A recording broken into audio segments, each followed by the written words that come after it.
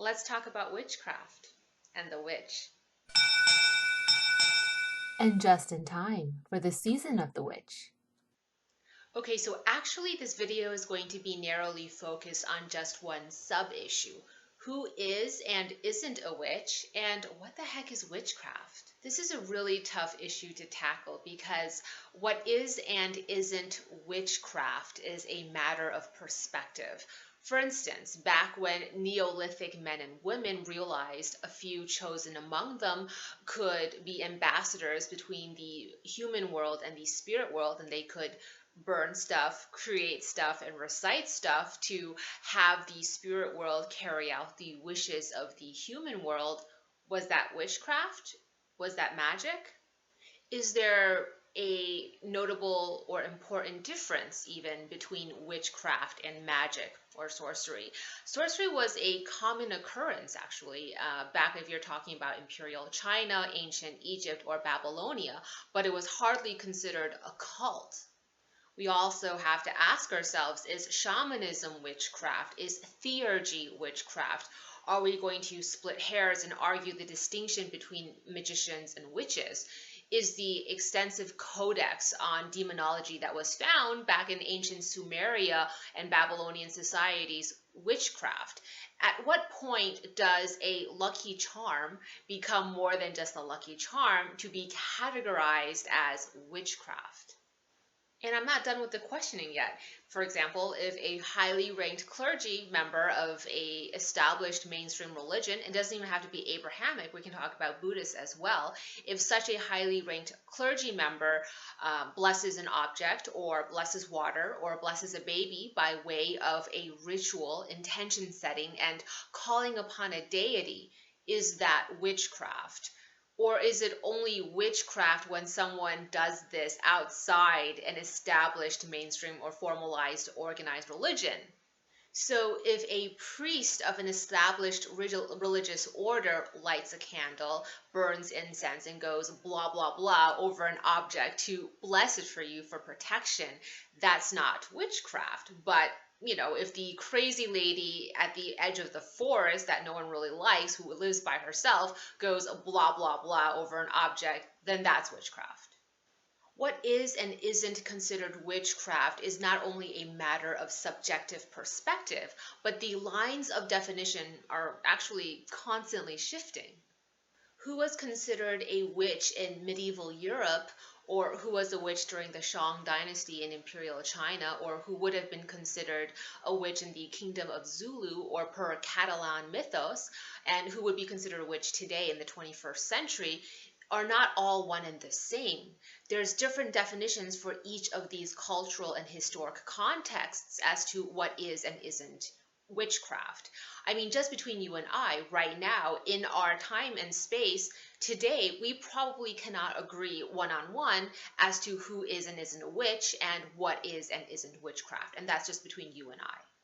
What's even more fascinating to me is, at least documented in African and Asian cultures, there were also witch hunters, or those who practiced, I don't even know what generic term to call it, anti-witchcraft. Basically, there were folks who would cast spells and perform divination to snuff out the real witches in town, and these witch hunters would use, well, if you ask me, witchcraft to find witches, evil witches, allegedly, so the village could, kill them. In many historical contexts, in many parts of the world, across the board, the word witch was pejorative. So even though, let's say, you and I both would have practiced the same exact thing, like some form of folk healing and spell crafting for others, but let's say people like you and you were wealthy and protected by figures of authority, whereas let's say I pissed off somebody powerful, suddenly I'm a witch, but you're not, even though we're practicing the same exact thing. Not because you're not a witch or that I am, but because I've been labeled a witch by my society so that I can get hanged. In other words, witchcraft was like, murder or some other form of capital offense. Also, in many indigenous cultures here in the Americas, but also in Asia, mostly Southeast Asia, if your craft could heal people, make crops grow, and protect the tribe, then you were awesome. You weren't a witch. You were cool. You were only a witch if you hurt people or performed hexes with your craft. And as we now know throughout history, not everybody who was accused of witchcraft actually performed witchcraft or even would have been the type to self identify as a witch, while many who would have self identified as a witch flew right under the radar and never got called a witch by their society. Everything about witches and witchcraft, no matter what part of the world you're talking about, has for much of documented history been really confusing and based on what other people say and not what the actual practitioners have to say. It isn't until modern times, you have to remember, that those who self identify as witches and who openly practice witchcraft got to define witchcraft and who was and wasn't a witch. Before the modern era, if you were a practicing witch, you didn't get to define your own identity. Who was and wasn't a witch was defined oftentimes by people outside this class. Perhaps before the witch, we had the magi. Around 500 BC, in the Persian Achaemenid Empire, we get what today's historians have found to be the earliest mention of the word magi, which referred to Zoroastrian priests. There was also an occupational implication for being magi.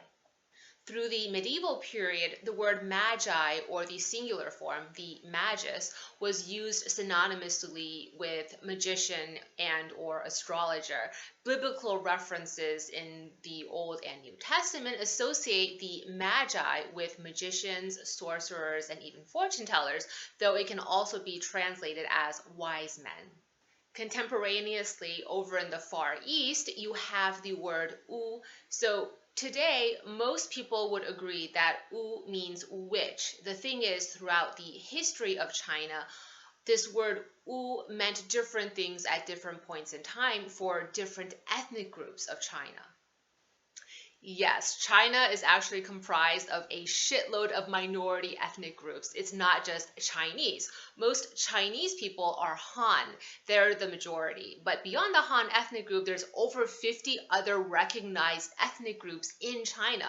And they're so different from each other that they actually consider each other foreigners. So just within the borders of what we consider modern day China, there's quite the diversity of witchcraft traditions, shamanic traditions, and magical traditions because there is a diversity of ethnic groups in China. It's not all homogenous. Let's talk about the etymological origins of the word wu or witch in Chinese. Here are two of the earliest recorded written glyphs for the word wu, or for convenience of translation, we'll say witch. Let's start with the one on the left, the more commonly known oracle bone script for witch. The Chinese written language consists of ideograms, where the writing itself artistically resembles or is symbolic of the idea. That's why when it comes to Chinese, studying etymology is so interesting because it reveals insights into what the culture and society thinks of certain ideas. The word witch, as it is written here, consists of two entities mirroring each other, one on either side, separated by a barrier or boundary. That barrier depicts a horizontal line above with a vertical line connecting its midpoint to a horizontal line below, as above, so below. Taken as a whole message, the ideogram for witch here is someone who can connect the two sides, namely the physical world with the spirit world. This ideogram symbolizes someone who can act as a connecting point between different realms, different planes or dimensions of existence. Now let's take a look at the other version of the word witch, also found in classical antiquity. This ideogram consists of a center cross. Surrounding that center cross are four lines, suggestive of the four seasons, four directions, four planes of existence. And so here, the idea is that this word denotes someone who wields mastery over control of the four seasons and four directions, which, if you know the history of Taoist esotericism, is representative of magic. Check out page 68, chapter 3 from the Tao of Craft for context, the source of that reference of four seasons and four directions to magic. How about some interesting pattern spotting? Let's stay on this ancient character for witch here.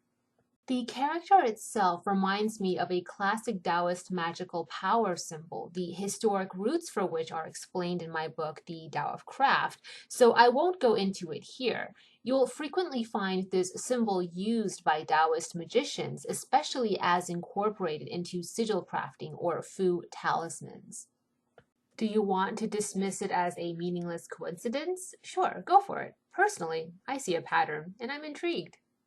The power sigil also reminds me of the Ba Gua 8 trigrams, which, by the way, reminds me of the Wheel of the Year. Yes? No? Maybe? Today we might colloquially refer to the word wu as witch, namely in the Chinese word wu po, which basically means witch, but in a female form. Historically, wu meant different things to different people. The shaman was a wu. If people went to you for psychic readings or divination, you were a wu. The medium or spirit communicator was also a wu. The ceremonial magician was also a form of wu. As if everything I've said so far isn't interesting and synchronistic enough, historians and etymologists are now speculating on links between the Chinese word wu from classical antiquity with the etymological origins of the word magi from the Persian Achaemenid period, traced back to that first Persian Empire. In other words, east or west, there's a compelling correlation between the magus and the witch, magic and witchcraft. So beyond thinking about etymological origins, I can't help but wonder, what's the difference exactly between a magus and a witch? It seems, if I'm just, doing my readings, it seems like the magus is if you're of a higher socio-political status and you're accepted by your community as an asset, whereas you get typecast as a witch by your society if you're of lower socio-political status and you're rejected by your community. At least when I read the history of occultism and magic in East Asia, those are my deductions. So, what's witchcraft and who is and isn't a witch? The way I see it, witchcraft is just a term of convenience. It doesn't mean anything. It's become so figurative that when a woman gets a man to fall in love with her, it's witchcraft. 'Cause it's witchcraft. Is prayer to a Christian god witchcraft? Hear me out.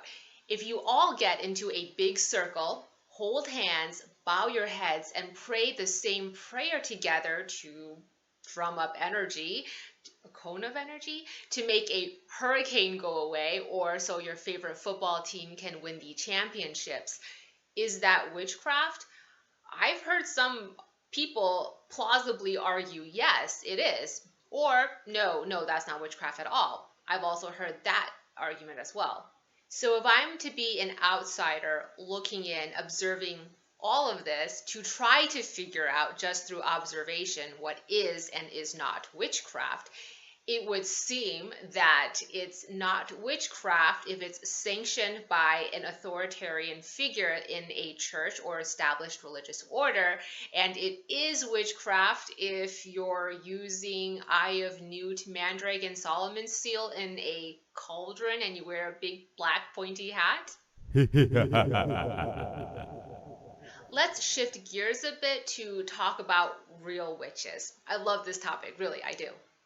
So it really intrigues me how mainstream media platforms, when they're doing a cover on modern witchcraft, they're going to title their pieces with the catchphrase real witch or a real life witch. For Fox News, BuzzFeed, Vice, Daily Wire, Boston.com, Newsy, even PBS, all have cover stories where they're interviewing or doing a documentary on a real witch, and they use the word real witch or real life witch in their title piece because there's a bunch of fake witches running around this community, and the journalists have vetted the witchy community to make sure that the one that they found is in fact a bona fide real witch. Here's my thought on the real witch versus the, I don't know, fake witch. There's no such thing. It's a false dichotomy or a false dilemma. There's only a difference of paradigms of what constitutes witchcraft. So you've adopted a specific paradigm for what constitutes witchcraft, and that's all there is. Then, based on the specific paradigm for witchcraft you've adopted, people either fall into the category of witch to you per the particular paradigm that you've subscribed to, or they fall outside your definition of witch per your paradigm. Just because you don't consider someone a witch based on your very limited definition doesn't mean that person isn't a witch by some other paradigm or some other definition of witch. And there is no universally recognized definition for witch. Don't go checking Webster's or dictionary.com. It's really not helpful. So what ends up happening is we have different and competing paradigms for what is and isn't witchcraft. We have different competing paradigms for witchcraft, and therefore, cue witch wars. Let me know in the comments section below if you want me to do a segment on what witch wars are all about. I actually do have some really interesting stories. Sociologically, a witch isn't distinguished by craft, visualization techniques, energy healing, the power of certain recitations tuned into higher channels or lower channels, modalities of prayer or meditation, and divining for answers from that higher power or a lower power so you can better navigate your own future. These isolated forms of craft are universally practiced, whether people realize it or not. No single isolated practice of the so-called witch is in and of itself witchcraft. So witchcraft, I think, is something that has to be understood as a totality of circumstances. So I believe this essential identity or this innate quality that some people have that we might label as witch, or heck, while we're at it, psychic, medium, shaman, channel, this is something that you're born with. It could be hereditary, or it could just be some inexplicable fluke of nature or karma, and that's just how you're born. So here's some food for thought. I remember as a kid not knowing I was Asian until going to school in suburban upstate New York and being told I was Asian. I mean, sure, I've seen myself in the mirror and I knew I looked different from everybody else in suburban upstate New York, but I didn't know what that difference was. I didn't have a name for that difference. I didn't know it was my Asianness until society told me I was Asian. I needed society to tell me that I was Asian for me to begin self-identifying as Asian. To me, I think the identification of witch is the same. It's a relatively rare trait or human quality that you're born with, and you pretty much intuit right away that you're different, but you don't know how to articulate that difference. Then at some point, someone comes along with the word witch or psychic or medium or channel or shaman or whatever have you, and it's that point socially that you realize who you are. Now it's your turn to chime in. I want to know about your paradigm for who is and is not a witch. How would you define witchcraft?